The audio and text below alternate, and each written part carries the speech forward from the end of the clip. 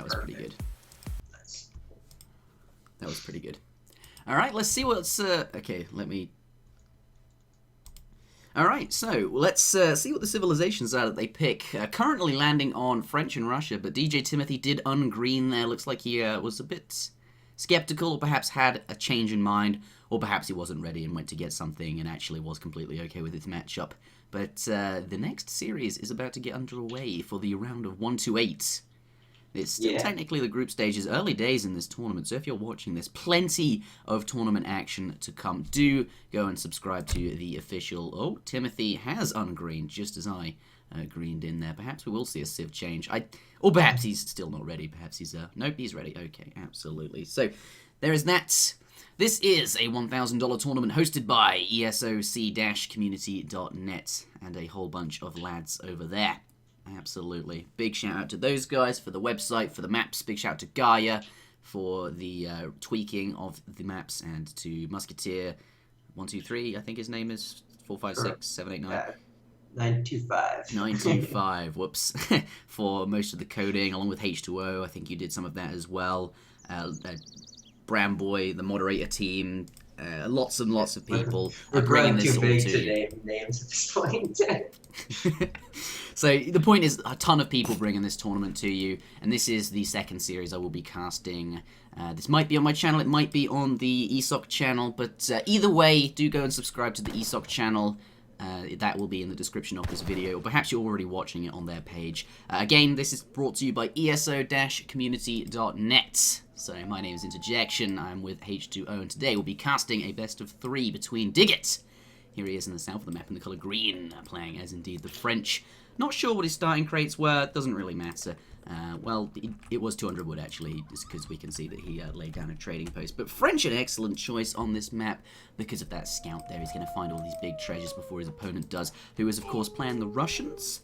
And Russia, as we know, only has 1 scouting unit, so they're going to find it a little bit more tough to find and collect the big treasures on this map. Doesn't have that added DPS, and this map is about big treasures. Looks like Russia is going to be going in for that 125 wood treasure. The green scout does come along and starts pummeling that guy in the face. The added 5 DPS, or 5 damage, or whatever it is from the scout, is actually going to lower this guy's HP quite a lot. It might really stop him from getting any other treasure. It adds up a lot.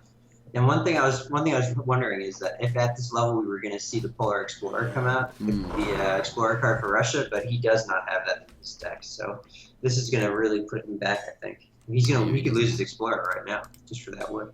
Yeah, he could. I mean, it's worth it, kind of. 125 wood is an absolutely huge treasure for any civilization, and he's absolutely going to be okay with that. I mean, yes, he'd like to keep his scout alive, but when you're up against the French, you know, this can happen, and that is an excellent use of the scout by Djigit there, so very pleased to be seeing that coming out of him, and, you know, he's got his trading post now, he's happy, and he can continue to scout with his own Explorer. Looks like he's going for a CDB treasure.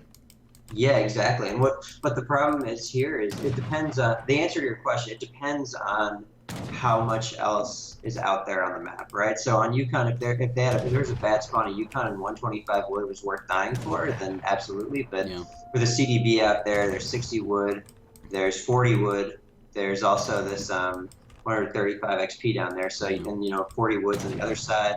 There's a bunch of treasures left to go, and so I think it might actually end up hurting him in the long run here. Yeah. It's just so much easier to take all these treasures knowing that no one's going to come by and bother you. Yeah, especially the CDB treasures, right, of which there are 3 or 4 CDBs up for grabs in total. I mean, 2 of them are viable. This one he's going for right now. Going to be picking that up as French. That guy's going to blend right into the colony there. And there's this other one near his opponent that's guarded by 3 polar bears. And certainly one that could come into play later on in the game if you do find yourself with a large enough army to take that. But not relevant at the moment. But yes, going to be okay. Taking these treasures, absolutely no contention because, you know, your opponent's Explorer is dead. You do not have to worry at all, and that is...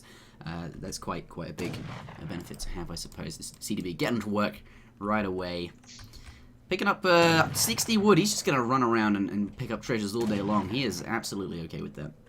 Yeah, and this is the nature of French, right? So French has the native scout. They always win H1, and it's kind of tricky, right? So it almost makes you wonder, like, you kind of want to pick a civ that has a strong H1 on this map. You know, you want to do China, Spain, France, civs that have some way to not lose, the H1 battle because this map is so loaded.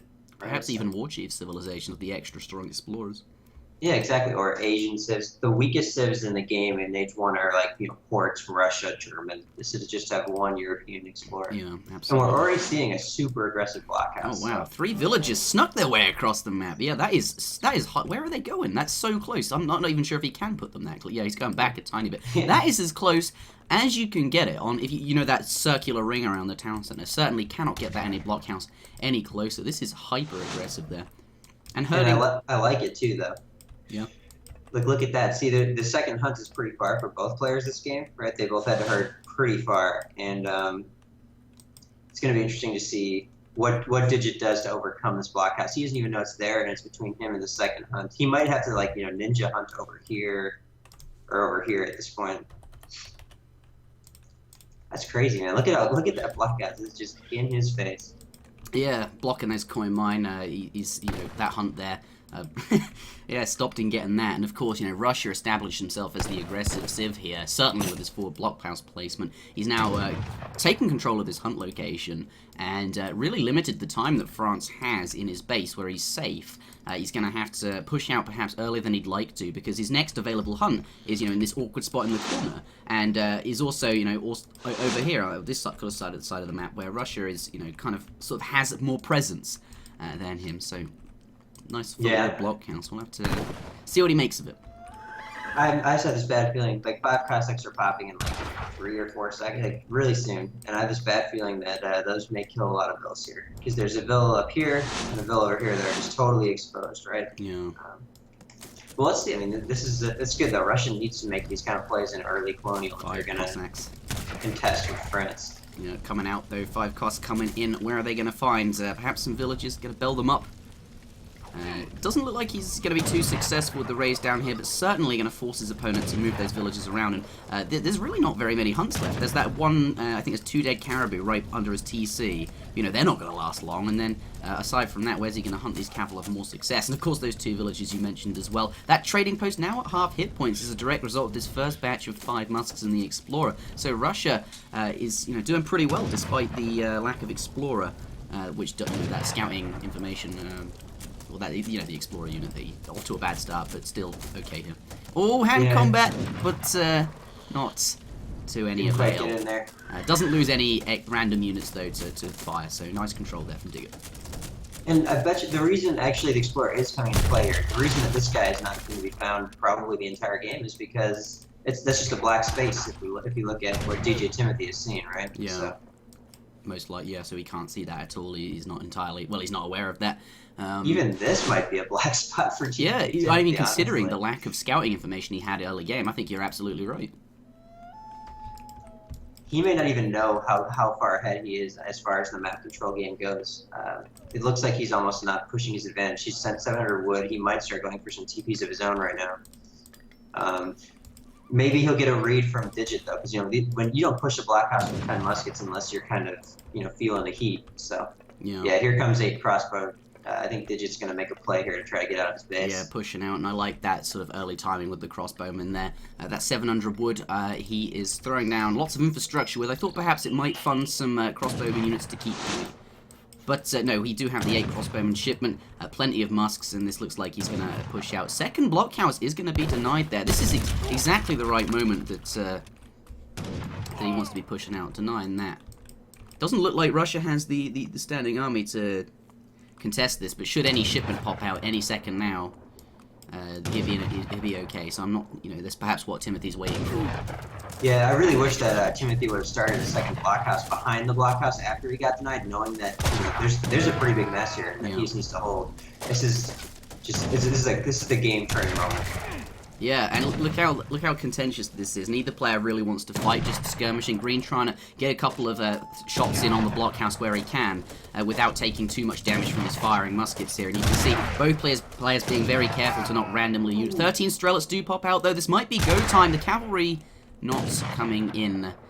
But the Strelets are going to add a little bit of extra fire there. Of course, they are quite good against the Musketeers. And I think 3 Hussars, though, coming out from the French player. 2 military shipments in a row. This is... it is now or never. Yeah, this is a game-deciding fight, perhaps. Oh, man. Let's take a look at what he has to make it. He's got to make that fight happen. No, that was a 4 Hussars built, actually. Or did he only build 1 and send 3? He did send 3 as well. I think he built 1 as well. Yeah, I think he only managed to get 1 out. Perhaps missed his batch. Currently, the green player not floating any resources, so he did only train 1. I think perhaps, I was going to say, perhaps missed the batch. Looks like he's going to shoot some of the villagers down whilst taking fire there. Probably worth. In the, but certainly in the... Not in the if he had short gotten term. all of them, it was. If he had gotten all of them, it would have been, but with 1 bill left, just the He can still finish it up, yeah. That's likely he's going to get that final one, though. Yeah, and that's huge, because now he's got to walk bills a long way to get there. Yeah, and he might be able to take down the foundation before it's full. Minutemen have been called as well for this push. This is do or die time. He is well aware of it. Yeah, so much tension in this area, H2O.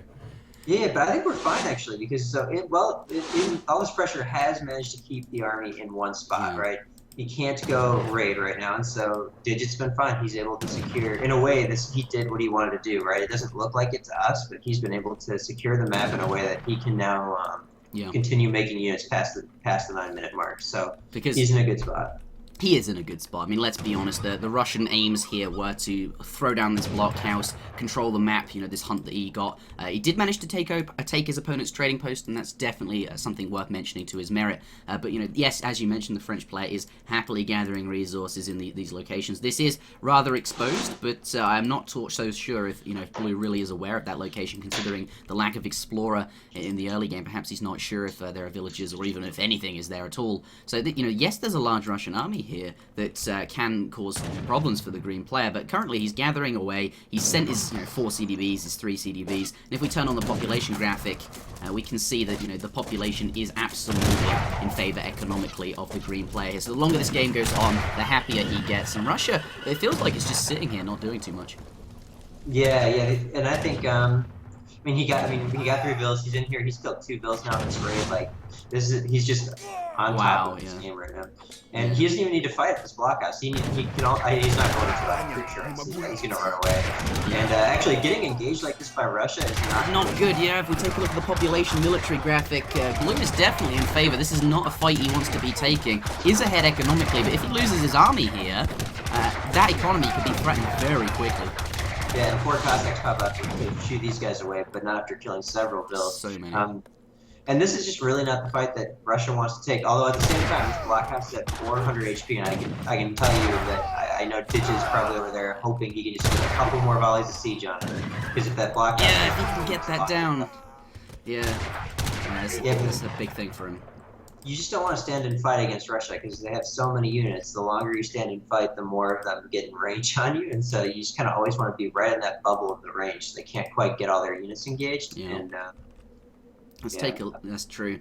Perhaps he can get it down. Where is Blue heading to? All of his units seem to be vacating the area.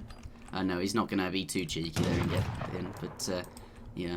Okay, so what's going on at this point? He is economically double his opponent, due to the raids that we saw earlier, and France just being France. That we have to take into account the. We'll take a look at the text complete. Both players have good upgrades actually. Yeah, but the hunts are running out for green, right? There's only a couple. These will last a little bit longer. And then, I don't know, this feels pretty saturated, which isn't a term that you often use in Age of Empires. Yeah, that's more of a StarCraft. Yeah, but it does. I think it applies here. Yeah. Yeah. That's not a term I've ever used in Age of Empires.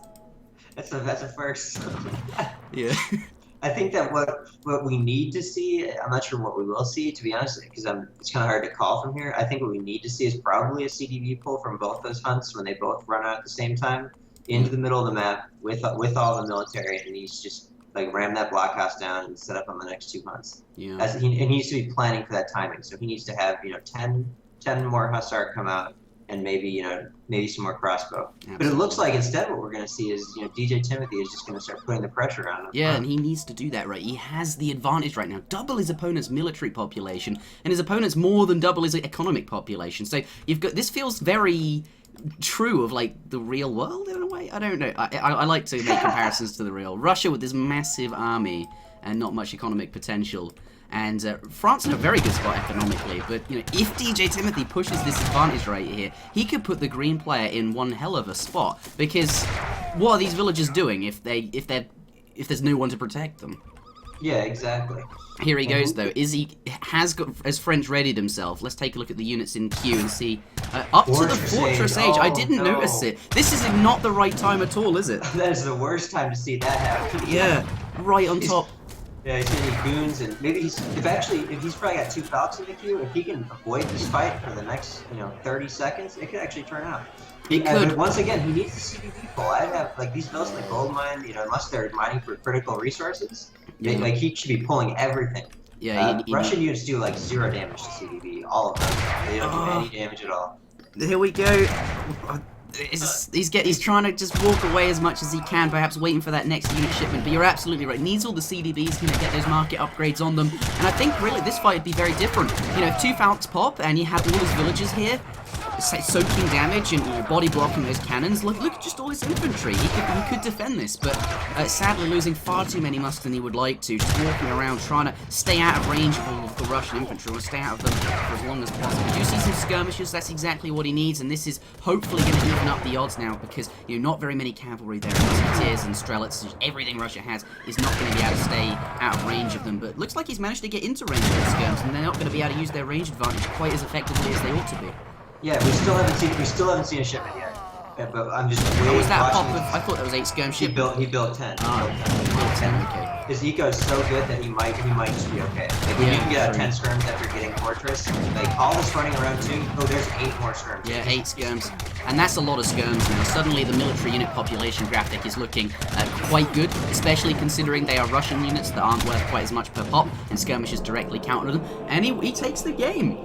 That Fortress Age saved him. Honestly, I thought it was too late. His opponent was right on top of him. He could have just sieged down the TC, sort of. Yeah. Well, probably not, but because there was a reasonable sized Russian army. But wow. What's interesting about that push? Generally, when that push comes, your vills are impacted by it. They have to move. They have to walk. And I know it's kind of counter to what I said about defending with vills. So in this case, he could have easily defended with vills, but at the same time, like all of his vills are working, right? So the entire time that he was getting run around by Djigit was a time that he could just start making 10 skirms, and he was avoiding the conflict, right? He was moving his units around as much as possible, buying time. None of his infrastructure was being damaged, and then the skirms popped.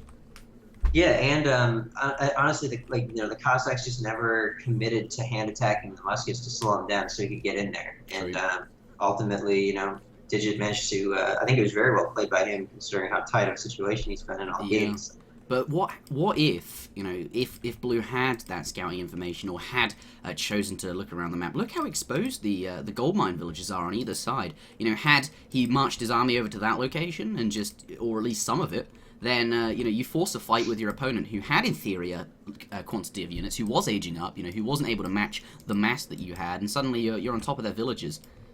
Yeah, and I think the problem was the blockhouse was so close, and Djigit realized that he could keep his muskets right on the edge. There was never a moment like DJ Timothy tried 2 or 3 times to get out of the blockhouse and go hunting for stuff, but every time the green units just piled in there and made him have to come back to defend it. So yeah, it's just well played all around by both players, honestly. Green doing what he needs to do to keep the blue army where it was. So that does conclude game number 1. This is a best of 3 series, though. More coming up. So don't go anywhere. Stay tuned. And this is where I put the overlay up, but I'm not going to, because it's just pointless, and I'll forget about it, and then we'll miss half the first game, because there'll be like pointless overlay. I'm installing the UI 2.0 real quick. Oh, you're getting it on now. Yeah. Did you not have it for that first game? I didn't know. Oh, yeah. You uninstalled it yesterday for your... What we need is like a toggle button, like a launcher on the desktop, right? So it's always not activated, you just double-click it, and then that starts it up. Then you restart your game, and it's there. That'd be cool. We've been thinking about putting it into the patch launcher as one of the checkboxes. Yeah, that'd be good. That would be really good. Absolutely do that. Because most of the games that get casted nowadays are on the fan patch anyway, or the ESOC patch. Alright, I won't say anything until you get in here, so you can contribute as well. I'm here. Actually, I will, because they might start changing their civs. Yeah, let's go. Alright, we are back. H2O is back in, this time with his casting UI that I have. So we're both going to be able to see a lot more of the game and what's going on, and bring more information to you about it, I suppose. Djigit versus DJ Timothy, game number 2, the first going to Djigit. and we will see what their next choice of civilizations are. Of course, Djigit can no longer play French, and I believe Timothy can no longer play Russia, as per the tournament rules, though I do think Djigit has to, because he won, he has to select a new civilization first, and then Timothy will be able to select afterwards. Am I correct? You're correct for the next round. So the new rules are not applying until we get to the next bracket stage. So what we were doing with those is there's gonna be like a coin toss type thing. So it starts off right away with someone picking first and just alternating who's picking first. Yeah. You know, so, I think, or you could start with a mirror matchup. I think that's a nice way to start. The reason why we did that was because we wanted all the deciding games. So once you get to game point, we wanted all of those to be free choice. I see. Yeah. We just basically switched up the order. You know, you can either do the free choice in the beginning or the free choice at the end, and we wanted to try free choice towards the end. I like that. I really like the new changes to the rules as well, because now with some civilization balance, or more balance than perhaps in RE patch, it does mean that, you know, more matchups are absolutely okay. And I believe, is it still the same that, you know, in this case, let's pretend this was the next round, French and Russia are now both disabled for these players, but Timothy would still be able to get the second pick, so he can still engineer himself a favourable matchup if he's competent with multiple civs and can pick one that's perhaps good against the one that Djigit picked. Correct. Yes, it's definitely got its whole you know, own dynamics, right? Because there's civs that are eliminated, there's the maps that are in play, and you know, I'm gonna, like, for some of my bigger matches, I plan to spend some time actually looking at the map pool and just like between someone else saying, if I pick this, what would you do, and then just, you know what I mean, just kind of working it out.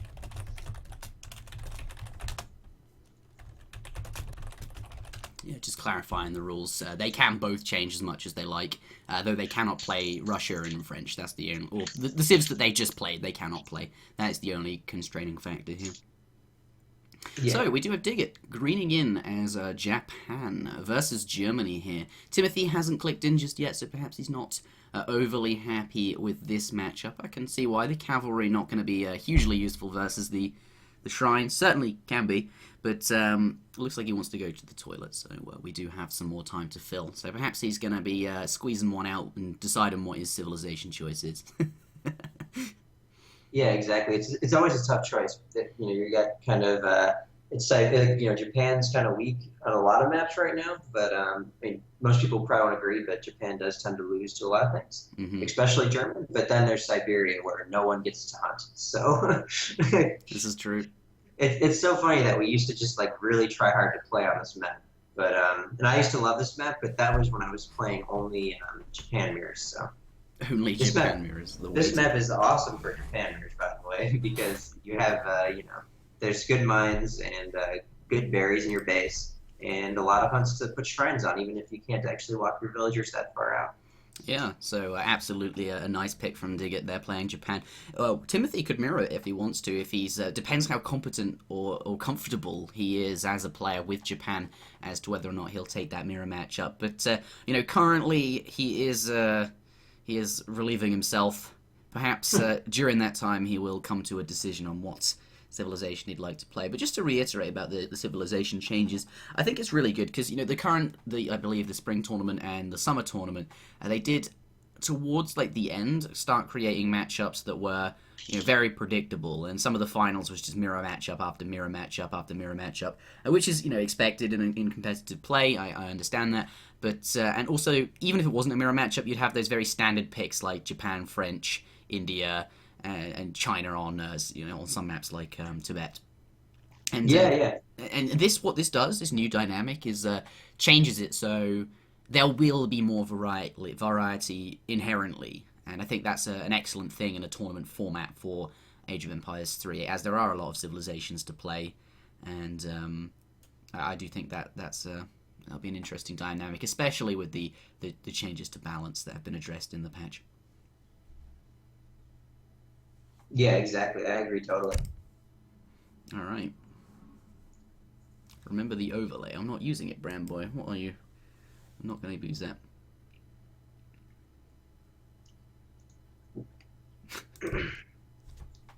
No, he's saying. I think he's saying update the scoreboard when we get into the game. That's true. Yeah, I can do that. Absolutely. So, we're still waiting for him. We'll see what happens. What was I going to do? I don't know. Oh yes, a straw poll. Let's work out how loud everyone is. Right, volume check.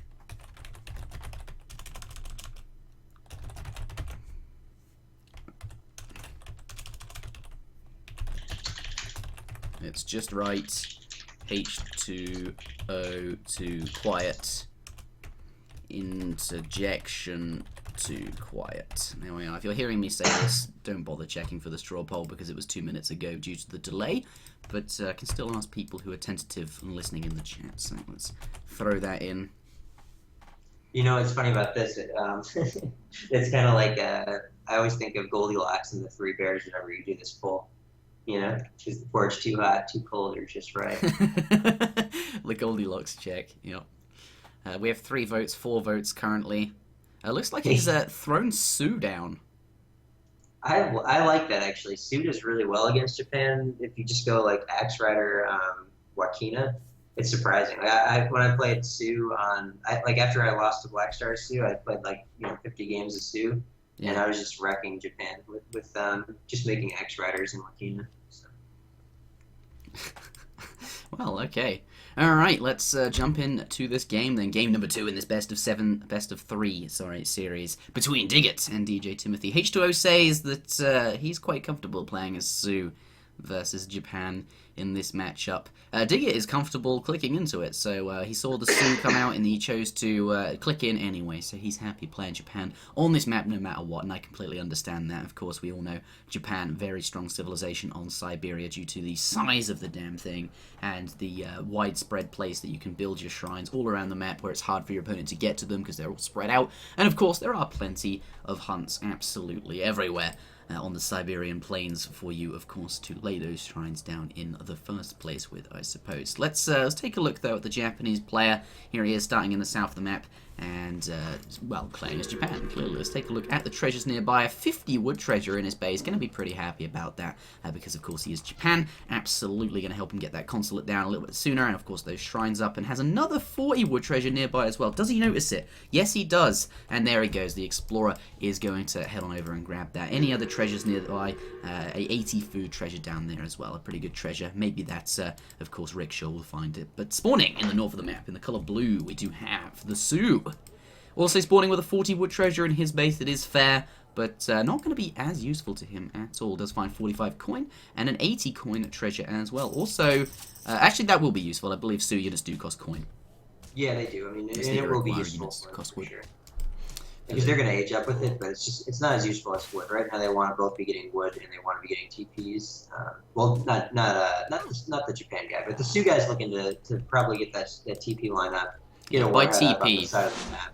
Yeah, we mean trading post for those that aren't, not exactly. The actual TP that you can build, like the hut as Sioux, which I think is worth pointing out. Oh, that's true. I didn't even think about that. Yeah, like there's a little, I think, like, because there's a lot of new people. I noticed like 4 times the number of people that I normally would be subscribed to my channel, so quadruple numbers. And I think a lot of new people are joining the game recently, which is very nice to see. But yes, continue. Yeah, I'm glad that you mentioned that because I'm glad that we're getting a lot of new people watching the game. I think we've got a pretty cool game going here. So. But yeah, so what I was gonna say is you want to get the trade post, the trade post line, and ideally make it stagecoach as to just because you're trying to kind of buy a little bit of time to get set up in fortress, so that way Japan's economy doesn't just pull away on you. Yeah. And look at this Djigit just forgot his 80 food. I think he's just generously donated. The doorbell just rang, and I think I ought to. I got it covered. Good. All right, I will leave the screen on Japan. All right. Fair enough. So I have no idea what the screen is, but right now the Sioux Explorer, I'll just do a play-by-play since I'm sure you guys can't really see anything. The Sioux Explorer got distracted a bit by Djigit's Japanese Explorer, which is kind of good for him because he's still forgotten this 80 food, but based on the way that everything's kind of panning out, I'm pretty sure that eventually Sioux was going to take that 50 food for himself. All right, what are you looking at? I don't know what we're looking at. I was just talking about the 80 food and... right, I see. Which he hasn't picked up. Yeah, he forgot it. Yeah, I think he was in such a hurry to put that that house down, the shrine there for his population, because, he might pop cap himself. He had both guys on there, and then, obviously there was no one nearby who can pick that up, but completely forgot, so that's not too good. Yeah, the suit. So luckily for him, the explorer that we see in combat right now had distracted DJ Timothy enough to not have him walk over there. But I think his tiger definitely saw it, because even the funny thing is here, this shrine will like reveal the treasure too. Like when you see the shrine the first time, it might even reveal the treasure a little bit. Yeah. It's about close there, so. Yeah, he'll see that and go back later, hopefully, or perhaps the Sioux Explorer will. Perhaps find his way over there. He moves pretty quick, so anything could happen. Well, he's getting another wood treasure. Yeah, look at that. Using the town center to tank the damage as well. Interesting. It turns though, so unfortunately not as helpful as you and I both thought it was going to be. Yeah, the outpost would have been a better. I don't think it turns if you use the outpost. Or no, you could just use the outpost to kill the Guardian, but it's probably not in range. Yeah, it still wasn't bad. Yeah. Well, that's the early game, I suppose. A nice few. So let's get up to date here. We do have Japan, of course. Went with the Portuguese consulate and got sent that heavenly kami shipment, I believe. Yes, there it is. Reducing the cost of his shrines twice over. In fact, all of his buildings because of the Portuguese. And this big shogunate shrine that he's now aging up with is going to, of course, stack all of the shrine benefits and make them very, very efficient. So that's Japan's plan, as we all know, just covering it for the early game. And the Sioux, here he is now aging up. He is definitely going up very quickly there with the... Oh no, it's not the age up fast option. It's not. No. Yeah, usually Sioux ages up with 400 wood. They don't have very many villagers. Yeah, still up quickly though. Yeah, up quickly for sure. But as a result, they need to get some crates in because they just don't have the economy to sustain without them. And yeah, he definitely knows this food here. No, he doesn't. This food treasure is just an interesting. I gotta stop focusing on it. It doesn't even matter anymore. You're like, oh god, go pick it up. It's so frustrating. I just want someone to get it. It's just sitting there. Just take it, please. Yeah. Oh dear. I saw that in the first game with Yumiyu. Someone forgot about their treasure. I believe it was a 60 wood treasure. Oh yeah, here we go. I'm about to be relieved. Yeah. It's like scratching an itch that you just. He went and got it. That ate you food. Yeah, there we go. He's all right. Yeah. Okay, I can move on now. I have this feeling that Stagecoach is actually being tech. Oh, maybe not. Never mind. He doesn't have the wood pin yet. Yeah, it's not in queue just yet. I'm on the text being researched. Yeah, he's not. But Sioux, his early game agenda is a bit different. It's just age up as fast as possible. He has, got his 400 wood. He's now laying down, all the trading routes with it, and could potentially be getting the Stagecoach upgrade, as H2O is alluding to. 700 coin on the floor there, though, and has been gathering, really nothing but food. So this looks like he might have a Fortress Age agenda in mind, especially considering the lack of military building here. I mean, certainly has 200 wood, and he's exactly gathered that, 201 wood there, and I imagine that is for the Stagecoach upgrade, but otherwise, this looks like he's gearing up to go into the Fortress Age. Yeah, and the only thing that's kind of, this build's like close to being correct. The only thing that you would do that's slightly different is, but you would actually build that stable straight away and do like 4 cav semi, just so that way you can be on the map and denying all these shrines from going down. Because you have such fast cavalry, you can easily deny everything. So. Yeah, especially with that explorer, right? Just run around, kill those buildings, even pick up the monks. If you can kill those, you're in a very good spot, because you're denying that early economy for Japan, and that's really where they want to be setting that up for the future of the game. If you get that down, your Fortress Age potential is going to be stronger, because your opponent won't be able to have as many resources available to them to counter it with. Turns out he's not getting the Stagecoach upgrade at all. Well, actually, no, he is. No, he's not a civil servant. Sorry, the image looks quite similar to the rickshaw man, but. He does have that doesn't he have any cavalry in queue? Will they be relevant? The question, or is it too late? No cavalry in queue. Oh no, it's not. There's not. It's too late, I think. But the general problem that we're going to see here, and we'll see it soon, is that when you go for these first card 700 gold builds, you end up with just not enough eco to make good use of your Fortress Age tech. And so, making the 4 extras also gives you time to send 700 wood to get Stagecoach, maybe a 4 fill shipment in there, just like the classic French semi-FFs. It feels a lot like that on Sioux. Yeah. But instead, you'll see, he doesn't even have a war hut, so there's not going to be Wakina coming. He does have 2 shipments stacked though, so Yeah, and that's the advantage, right, of doing it faster. I know you say you get up, you could go up more slowly. That's okay. You get that extra shipment out. You know, get that extra wood for setting up infrastructure and the techs on the trade route. You know, all very nice going into the later game and make that Fortress Age very strong and keep it strong. But it does have those shipments stacked up, and that's the advantage of this here.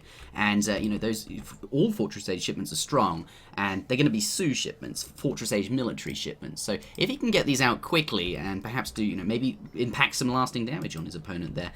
But I'm not so... But, you know, this isn't what normally would happen, and this isn't the...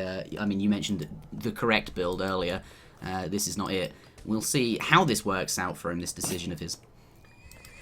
Yeah, the other thing to keep in mind is that Axe Riders are not veteran when you age up. And so... he aged slowly with 4 Axe Riders? I think he aged with Axe Riders. He didn't age fast. Right? Which kind of makes sense. If he, I mean, whilst he was aging slowly, perhaps he could have sent the 700 wood.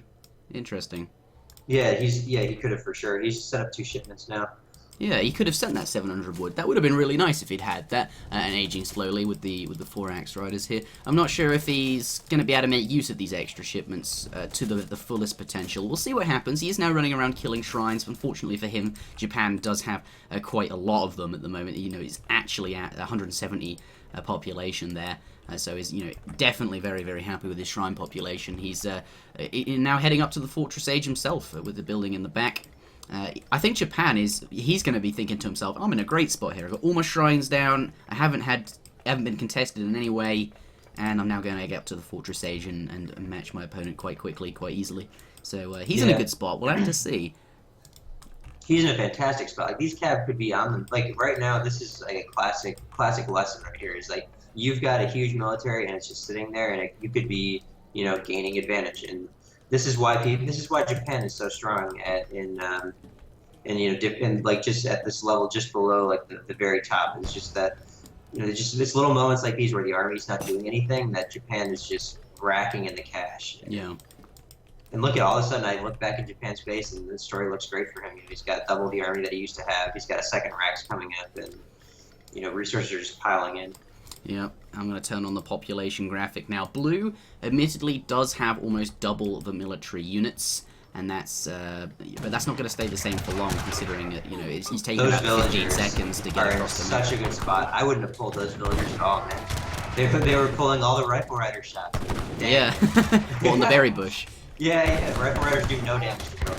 That was good. But anyway, huge fight going down here. Rifle Riders right up in the front. They're taking a lot of damage now from those Union and crossbows in the back, though.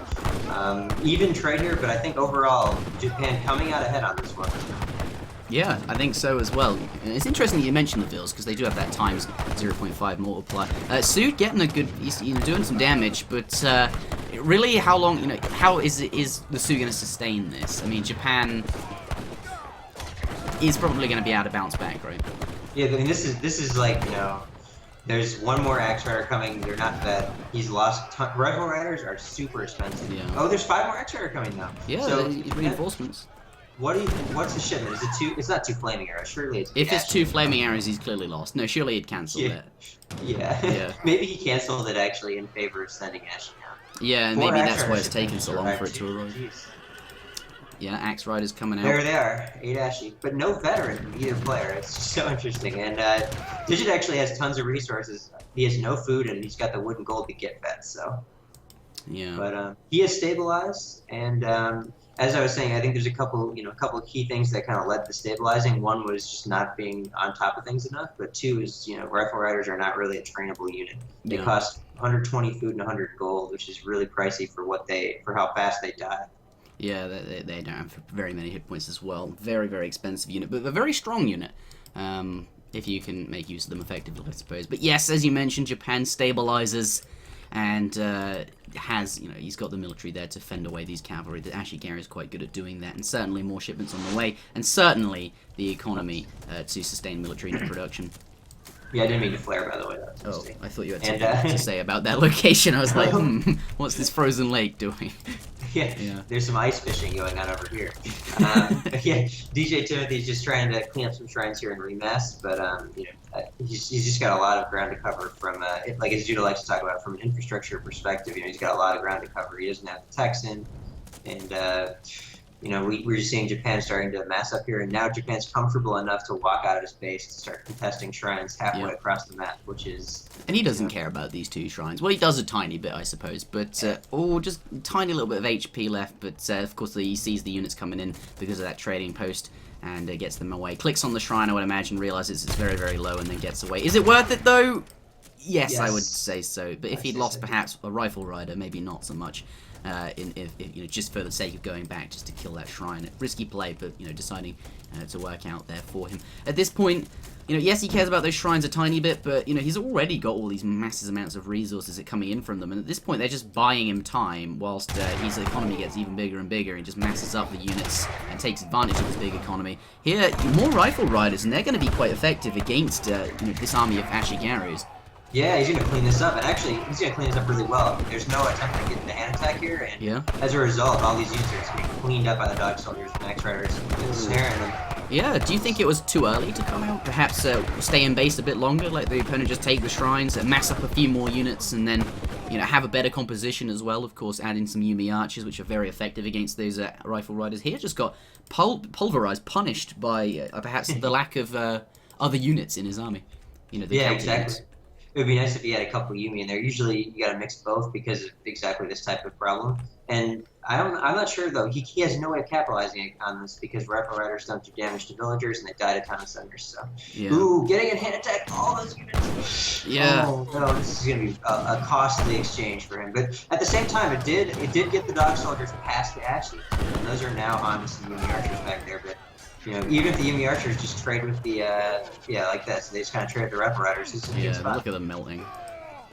I think DJ Timothy is just running out of steam. I think so, and that's the problem, right? With the perhaps the lack of 700 wood, as you mentioned, the lack of stagecoach, and all of those things. He's just the shipments dry up, and then really, what kind of position are you in? Yeah, you're in the fortress age, but your opponent has 200 population of shrines. Just basically 20 factories, mini factories, like churning out resources. Japan's just gonna sit here, and his army, he's not really in any particularly way threatened. He's just gonna sit here, grow his resource pool, grow his unit pool, and at some point just go, all right, it's time, and then march out and just destroy everything. Yeah, exactly. And I think he's trying to march out again, and there's no way it could really go wrong for him here. He's still got barrier archers into the TC. A little bit risky here going to this mine, but he has to. I mean, it's not really a risk. Yeah. The guy's got 5 rifle riders, so.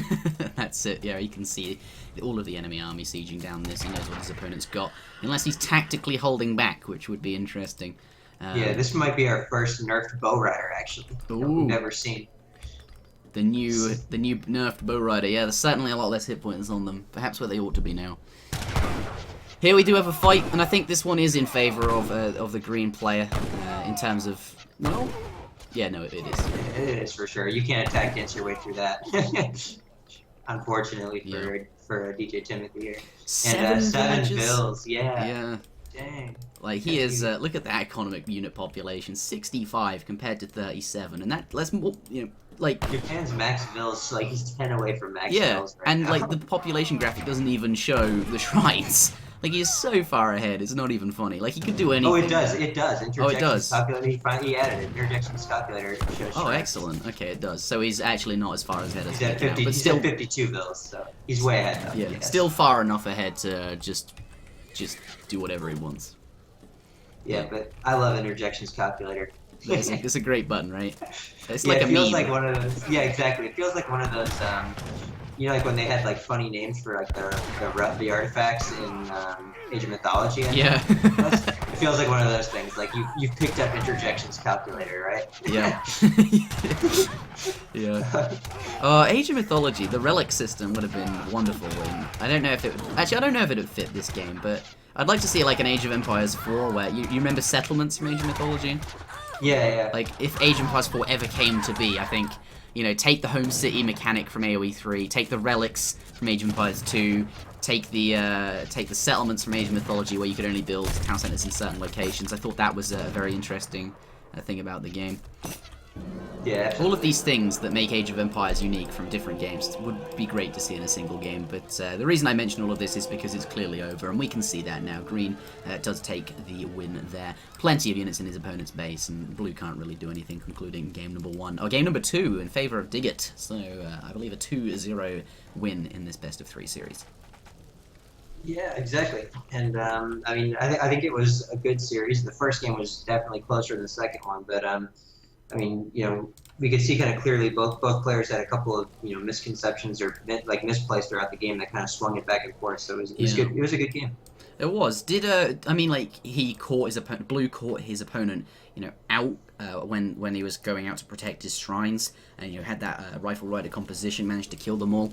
Was there a time where Blue, you know, could have taken this game?